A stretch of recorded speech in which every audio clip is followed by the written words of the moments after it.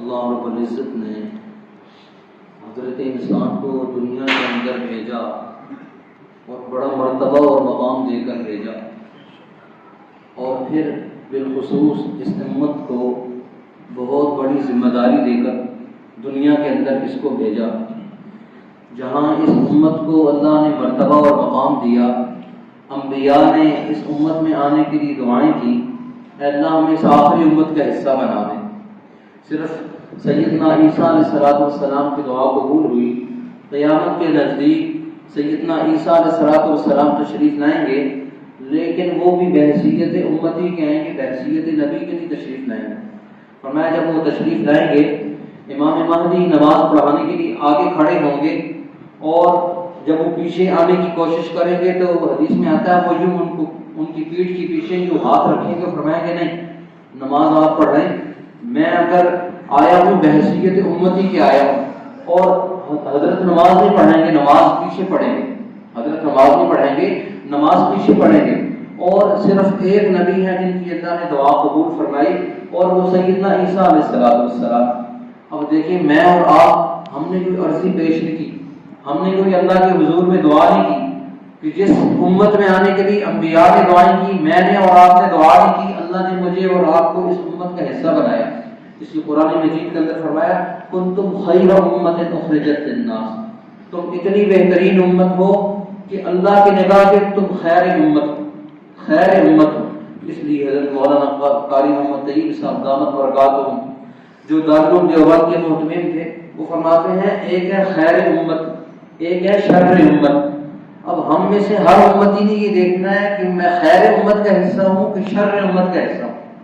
اگر میں خیر والے کام کرتا ہوں تو میں خیر امت ہوں، اور اگر میں خیر والا عمل نہیں کرتا تو میں شر امت کا حصہ ہوں۔ اس لیے ایک ہے حزب اللہ، ایک ہے حزب الشیطان۔ جو خیر امت کا حصہ ہے تو وہ تو حزب اللہ ہے، جو شر امت کا حصہ ہے وہ حزب الشیطان ہو جائے گا۔ اس لیے قرآن مجید کے اندر سورہ مجادلہ میں فرمایا الا ان حزب اللہ هم المفلحون، جو اللہ کی جماعت ہے، جو عباد الرحمن ہے، وہ ضرور کامیاب ہوں گے۔ اس لیے قرآن مجید کہتے ہیں کسی نبی پر صرف 6 مرتبہ وحی آئی ساری زندگی میں، کسی نبی پر 400 مرتبہ وحی آئی، کسی نبی پر 40 مرتبہ وحی آئی۔ امام الانبیاء صلی اللہ علیہ وسلم پر 63 سالہ زندگی میں 40,000 مرتبہ وحی آئی، 40,000 مرتبہ وحی آئی۔ اور میں اس پورے 40,000 کو 63 سال پر تقسیم کر رہا تھا تو میں حیران رہ گیا، ہر ایک منٹ میں جبریل نے حضرت محمد رسول اللہ صلی اللہ علیہ وسلم کے ساتھ ملاقات۔ ایک منٹ میں 63 سالہ کو اگر آپ تقسیم کریں تو ہر منٹ میں اللہ نے اپنے حبیب کے ساتھ تعلق رکھا وحی کا۔ وہ کیوں تعلق رکھا؟ دیکھیں ابھی میں نے قرآن مجید میں پڑھا ہے تو یہ بہت بڑی سعادت ہے، اللہ نے ہمارے نبی کو ہر منٹ میں اپنے نگاہ میں رکھا۔ گویا نبی کو رکھنے کا مطلب یہ ہے امت کو بھی نگاہ میں رکھا، امت کو بھی نگاہ میں رکھا۔ اگر آج ہم خیر امت بننے کے بجائے شر امت کا حصہ بن جائیں تو کتنی بڑی ہماری بربادی ہے۔ اس لیے سعادت اور خوشبختی کیا ہے کہ ہم خیر امت کا حصہ رہیں۔ تم خیر امت، تم بہترین امت ہو۔ کیوں؟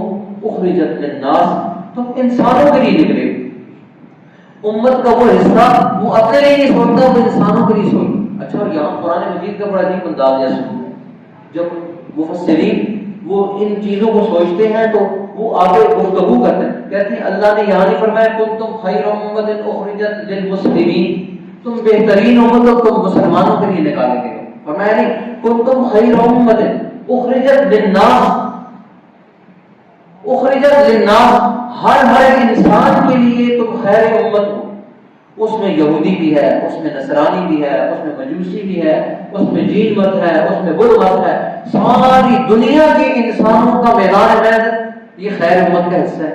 اس لیے ایک دفعہ حاجی عبد الوہاب صاحب رحمۃ اللہ علیہ وہ بیان فرما رہے تھے، عالم نہیں تھے لیکن وہ علماء کے اوپر اللہ نے ان کو ایک عجیب بندہ نصیب فرمایا تھا، عجیب بندہ۔ ہمارے والد صاحب مولانا قاضی شمس الدین صاحب رحمۃ اللہ علیہ، بہت سارے لوگ یہاں بیٹھے ہیں صف اول میں، ان لوگوں نے ان کی صحبت اٹھائی، ان اولیاء اللہ کی صحبت میں یہ لوگ بیٹھے ہیں، بڑے خوش قسمت لوگ ہیں۔ حاجی صاحب باقاعدہ والد صاحب رحمۃ اللہ علیہ کو رائے بینڈ میں کہا کرتے تھے قاضی شمس الدین صاحب کو بلاؤ، عربی کا ترجمان نہیں ہے، عربی کا ترجمہ کرنے والا کوئی نہیں ہے، عربی کا ترجمان نہیں ہے، اور ان کو وہاں سے بلاؤ۔ اور حضرت جی رحمۃ اللہ علیہ کے ساتھ جب پہلی جماعت میں گئے تو کہتے ہیں اپنی ڈائری میں والد صاحب لکھ رہے تھے، کہتے ہیں حضرت جی نے مدینہ میں کثرت کے ساتھ حلقوں میں میرے بیان کروائے، علماء کی حلقوں میں میرے بیان کروائے، خود بیٹھ جاتے تھے، خود بیٹھ جاتے تھے حضرت جی مولانا یوسف صاحب رحمۃ اللہ علیہ، اور فرماتے تھے یہ قاضی صاحب کی بات سنو، قاضی شمس الدین صاحب کی بات سنو، اور علماء کے حلقے میں، شیوخ کے حلقوں میں والد صاحب رحمۃ اللہ علیہ کی بات کروایا کرتے تھے۔ دیکھیں یہ جو وحی کا علم ہے یہ انسان کو اونچا لے کر جاتا ہے۔ آج ہم نے جب وحی کے علم کو نظر انداز کیا، آج امت نیچے چلی گئی، آج ساری امت نیچے چلی گئی ہے۔ اور جماعت صحابہ اس لیے اونچی تھی، انہوں نے وحی کو اپنے زندگی کا حصہ بنا لیا، وحی کے ساتھ اٹھتے تھے، وحی کے ساتھ بیٹھتے تھے، ایک سنت عمل پر صحابی جو ہے مر مٹتا۔ دیکھیں عبداللہ بن عمر رضی اللہ تعالیٰ جیسی شخصیت سفر فرما رہے ہیں، ایک جگہ گئے، قافلے کے ساتھ بھی کہنے لگے ٹھہر، ایک درخت کے نیچے بیٹھے اور بیٹھ کر اٹھ کر آ گئے جلدی سے۔ قافلے والوں نے کہا حضرت پورا قافلہ ہوگا، ہم نے سمجھا قضائے حاجت کے لیے گئے۔ کہنے لگے میں یہاں قضائے حاجت کے لیے نہیں آیا، میں ایک دفعہ اسی دفعہ سفر پر تھا رسول اللہ صلی اللہ علیہ وسلم کے ساتھ، جب یہاں میں سے گزرا تو رسول اللہ صلی اللہ علیہ وسلم کو قضائے حاجت تھی، آپ اسی درخت کے نیچے بیٹھے، مجھے حاجت نہیں تھی، میں نے کہا جہاں اللہ کے رسول بیٹھے ہیں وہاں بیٹھوں گا، جہاں اللہ کے حبیب بیٹھے ہیں وہاں میں بیٹھوں گا۔ صحابہ کا حضور کے ساتھ یہ تعلق تھا، دین کے ساتھ یہ تعلق تھا۔ ایک صحابی دیہاتی صحابی، وہ فقیہ صحابی نہیں تھے، فقیہ صحابی نہیں تھے، حضور کے ساتھ تعلق کا یہ عادت تھا۔ کہتے ہیں ایک درخت پر چڑھے ہوئے تھے، کسی نے بتایا کہ رسول اللہ صلی اللہ علیہ وسلم دنیا سے چلے گئے۔ کہتے ہیں اللہ یہ آنکھ اس لیے تھی کہ حضور کا دیدار کرے، یہ کان اس لیے تھے کہ حضور کی باتیں سنیں، اب حضور نہیں ہے، نہ مجھے آنکھ کی ضرورت ہے نہ مجھے کان کی ضرورت ہے، مستجاب الدعوات سے اسی کو دونوں چیزیں چلی۔ ان لوگوں نے اپنے جسم کا، اپنے اعضاء و جوارح کا، ان ساری چیزوں کا جو تعلق بنایا ہوا تھا، مقصد تھا وہ دین کی خدمت تھا۔ یہ آنکھ اس لیے آپ قرآن دیکھے، یہ زبان اس لیے دین بولے، قرآن پڑھے، یہ ہمارے جسم دل و دماغ کی ساری قوت اس لیے ہے کہ دین پر یہ کھپے۔ اسی قرآن مجید کے اندر جگہ فرمایا ان السمع والبصر والفؤاد کل اولئک کان عنہ مسئولا۔ اللہ نے ہمیں یہ ساری قوتیں دی ہیں، اللہ قیامت کے دن ایک ایک نعمت اور ایک ایک قوت کے بارے میں پوچھے گا، میں نے تمہیں یہ ساری قوتیں دی تھی، تم نے ان کا تصرف کیا رکھا؟ آج ہم نے اپنی جتنی قوتیں ہیں ان کا تصرف کیا رکھا ہے، ہم نے ساری زندگی جو ہے نا دنیا کمانی ہے، آج ہم نے ساری زندگی یہ کام کرنا ہے، یہ کام کرنا ہے، لیکن ہم نے اپنے اعضاء و جوارح کا مقصد کیا بنانا ہے؟ ایک ہے ضرورت زندگی، ہم یہ نہیں کہتے آپ دنیا میں کمائیں، ضرور کمائیں، ایک ہے ضرورت زندگی، ایک ہے مقصد زندگی۔ ضرورت زندگی کھانا ہے، پینا ہے، پہننا ہے، جانا ہے، آنا ہے، مقصد زندگی کیا ہے؟ اللہ اور اللہ کے رسول کے احکامات کو، حکموں کو، اللہ کے حکموں کو، نبی کے طریقوں کو ہم نے اپنی زندگی کا حصہ بنانا ہے۔ اگر ہم نے اپنی زندگی کا یہ مقصد نہ بنایا تو مسلم اور غیر مسلم میں کوئی فرق نہیں۔ مسلم اور غیر مسلم میں کیا فرق ہے؟ مسلمان بھی کھاتا ہے، غیر مسلم بھی کھاتا ہے، مسلمان بھی پیتا ہے، مسلمان بھی پہنتا ہے، مسلمان بھی گھر بناتا ہے، غیر مسلم بھی یہی کرتے ہیں، مسلمان بھی بچے پیدا کرتا ہے، غیر مسلم بھی یہی کرتا ہے۔ مسلمان اور غیر مسلم کی زندگی کا فرق یہی ہے، مسلمان ہر عمل اللہ کا حکم سمجھ کر، رسول اللہ صلی اللہ علیہ وسلم کا طریقہ سمجھ کر کرتا ہے، وہ دین بن جاتا ہے۔